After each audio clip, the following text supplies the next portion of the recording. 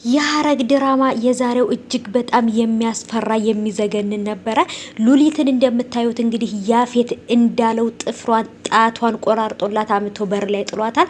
ሉሊት ሙታለች ወይንስ ደግሞ ፌንት ነው የነቀለችው? የምናውቀው ነገር የለም። እስኪ እናንተን ግምት ኮሜንት አስቀምጡልኝ።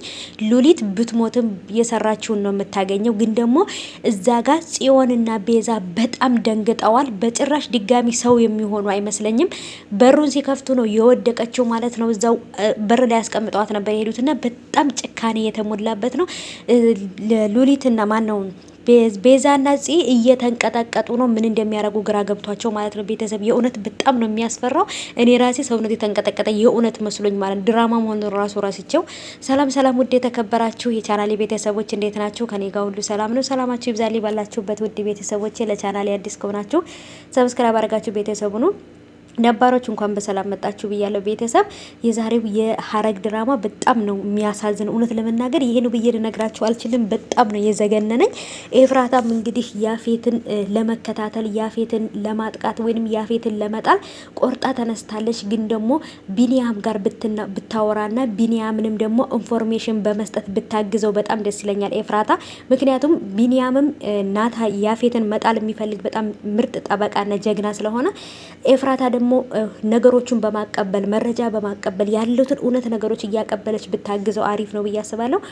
ሉሊትን እንግዲህ ያፌትን ታውቃላችሁ። በሉሊት ፊርማ ወይንም ሉሊት ፈርማ ሊገባ የነበረው መድኃኒት ሳይሆን ዱቄት ሆኖ ስላገኘው እንዴት እንደዚህ ይሆናል ብሎ በጣም ተናዶባታል። ግን ደግሞ እሷ ሳትሆን እነዛኞቹ ናቸው የሸወዱት ነጋዴዎቹ ማለት ነው።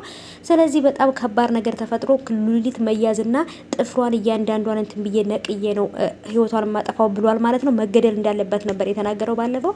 እርግጠኛ ነኝ እንደፈለጉት ወይንም እንዳደረጉት እንግዲህ ወይንም እንደተናገረው አድርጎታል ማለት ነው። ኦሬዲ ገሏታል ብዬ ነው የማስበው። ምክንያቱም እንደዚህ ሁና መቼም ትተርፋለች ብዬ አላስብም። ጣቷን ሁሉ እንዳለ ጥፍሯን ነቃቅሏታል ማለት ነውና የእውነት ነው የምላችሁ ቤተሰብ በጣም ጨካኝ ነው ያፌት ማለት ነው። እንደ ያፌት አይነት ግን ጨካኝ እንደው ከድራማ ውጪ ማለት ነው ከድራማ ውጪ እንደው አለ? እኔ እንጃ። እኔ በጣም ከባድ ነው ከምላችሁ በላይ እኔ እንጃ። ይሄ በቀል አትሉትም ወይንም ደግሞ ሰውን ማጥፋት አትሉትም። አላቅም ምን እንደሆነ ምን እንደያዘ ማለት ነው። እና ስለዚህ ሉሊት ትሞታለች ወይንስ እንዴት ነው? እስኪ ንገሩኝ። ኤፍራታና ገነት ደግሞ ተገናኝተዋል። ገንዬ እዛ ጋር ቁጭ ብላ መንገድ ላይ ፀሐይ ላይ የምትውለው ልጇን ስትወጣ በር ላይ ለማየት ብላ ነው ማለት ነው። እሷም ደግሞ እንግዲህ አላናገረቻትም፣ ቸኩላለች ጽዮንን ለማግኘት ብላ። ጽዮንም ያለውን ነገር ሁሉ ነገር እውነቱን ነገረቻት። ቢኒያምን አፈቅረዋለሁ ግን ደግሞ እንደዚህ አድርጎ ፎቶ አንስቶን እንደዚህ አድርጎ አጣላን ምናምን ብላ ነግራታለች እያለቀሰች ማለት ነው ጽዮን ማለት ነው። እና በጣም ነው የሚያሳዝነው። እውነት ፍቅር ጥሩ ነው፣ ግን ደግሞ እንደዚህ ሲሆን ደግሞ በተለይ ጣልቃ ሲገባበት ሰው በጣም ነው የሚያስጠላው።